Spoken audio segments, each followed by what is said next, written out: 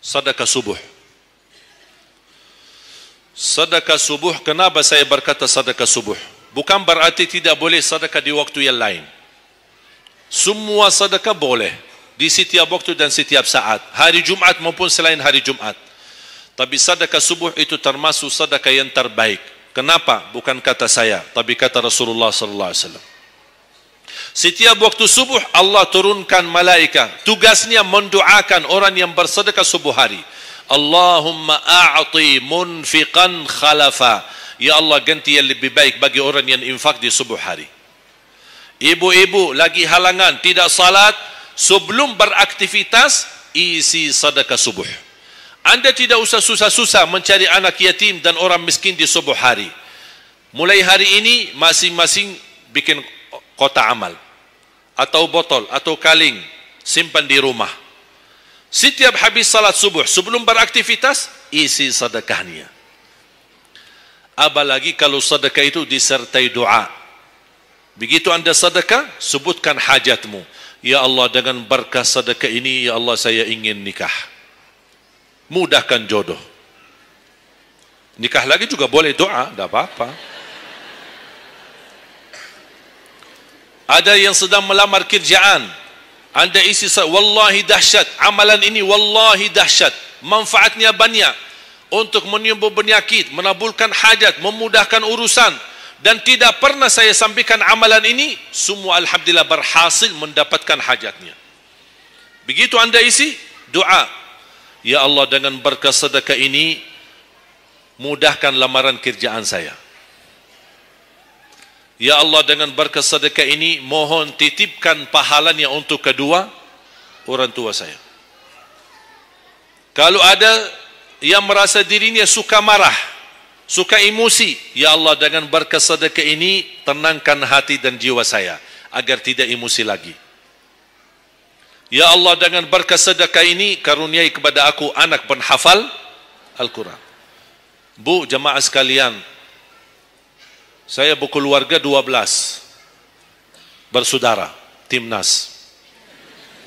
Dan kami memang sudah disusun satu lusin.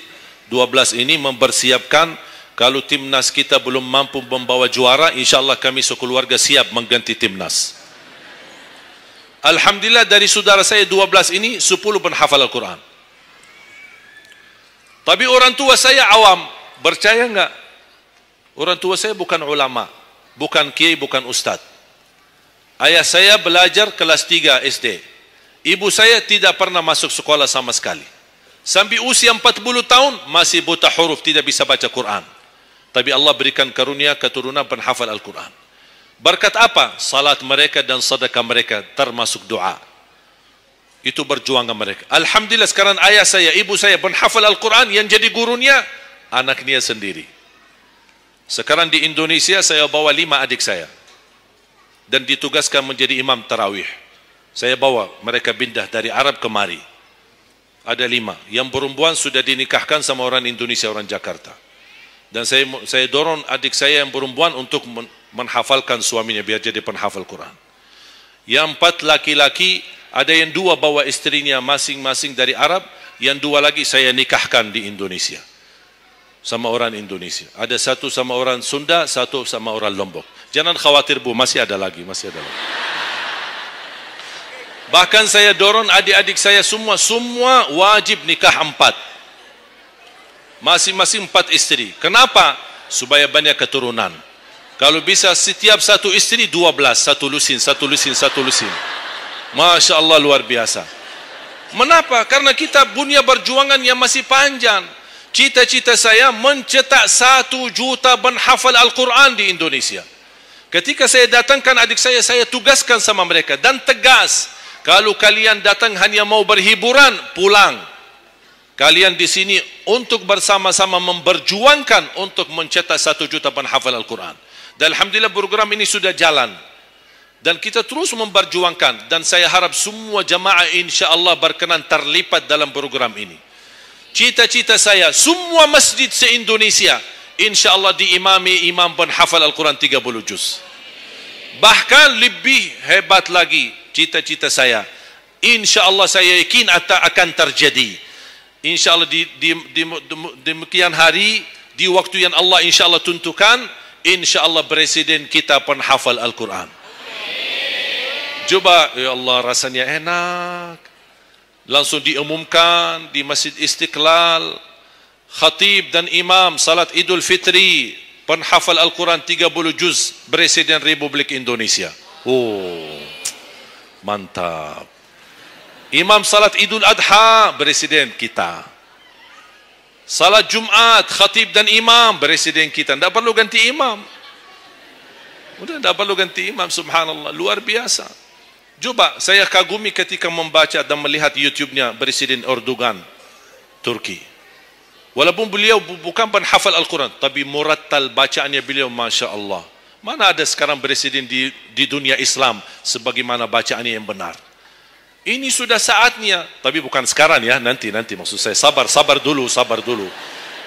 Nanti jadi kacau nanti, semua, sabar dulu. InsyaAllah ada waktunya, InsyaAllah. Mulai dari sekarang kita ayo bersama-sama mempersiapkan untuk kalau anda gagal menjadi penghafal Al-Quran, jangan gagal anakmu, cucumu, generasi yang ini semua. Kita melihat, saya bangga. Kenapa saya semangat untuk mencetak 1 juta penghafal Al-Quran? Itu berkatnya acara Hafiz Indonesia. Nonton kan acara Hafiz Indonesia? Nangis ya? Habis tisu kan? Tahu enggak salah satu karunia Allah untuk Indonesia? Ada teman saya berusaha Bunia TV di Arab. Beliau ingin membuka dan membuat acara Hafiz Indonesia versi Arab, tapi gagal. Kenapa? Karena tidak menemukan jumlah yang banyak penghafal Al-Quran di bawah usia 10 tahun. Hanya Indonesia saja. Malaysia kalah, Indonesia saja. Di bawah 10 tahun. Dan sayang sekali memang anda yang nonton acara Hafiz Indonesia, anda nonton acara yang sudah jadi. Tapi anda belum tahu apa yang kami berjuangkan di belakang layar.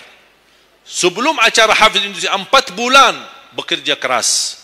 Sambil tim turun ke lapangan, ke desa-desa, kampung-kampung, ke pulau-pulau untuk menumbulkan dan mendatangkan, menhadirkan para penghafal Al-Quran.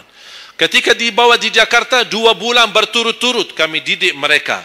Yang awalnya pemalu, awalnya ada yang mohon maaf, kencing di celananya sendiri. Saking tidak berani, takut. Alhamdulillah sekarang menjadi mereka pemberani. Bahkan mereka berlumba-lumba azan subuh. Mereka berlumba-lumba membangunkan sesama saudaranya. Sama-sama tertib, makan. Kita menghadirkan doktor kesehatan, kita menghadirkan doktor psikologi jiwa untuk menjaga perasaan mereka selama 2 bulan. Didampingi kadang-kadang ibu mereka, didampingi kadang-kadang ayah-ayah mereka. Dan semua rata-rata sepakat orang tua mereka, tidak pernah kami merasakan bangga memiliki anak sebagaimana kami melihat perjuangan di Hafiz Indonesia. Dan alhamdulillah begitu selesai acara Hafiz Indonesia, kami tidak tinggalkan mereka. Kami terus kawal, kami terus pimpin. Dan alhamdulillah mereka di kampung masing-masing sudah membangun rumah tahfiz. Ada yang membangun pesantren untuk mencetak dan melahirkan jumlah yang banyak penghafal Al-Quran. Dan ini perjuangan luar biasa. Tidak mudah. Berapa biaya yang dikeluarkan. Dan mohon maaf, belum ada sponsor yang bisa mensponsori kita dan membayar full untuk kita. Kita terus bekerja keras. Dan alhamdulillah masih Allah hantarkan kepada kita orang yang dermawan, orang yang baik, yang berduli dengan dan mencintai Al-Quran. Allah anugerahkan. Wallahi menurut saya, saat ini, zaman ini, sedekah yang terbaik dan yang termulia, semua apapun yang terkait dengan Al-Quran, itulah yang termulia. Makanya boleh anda ketika anda bersedekah, jangan lupa disertai doa. Di antaranya anugerahkan ya Allah Indonesia menjadi negara Al-Quran. Tapi tolong fokus. Kalau anda isi sedekahnya, tolong disesuaikan.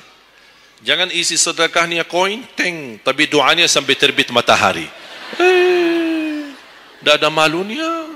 Kata Allah, koin-koin aja sedekahnya, doanya dah habis-habis.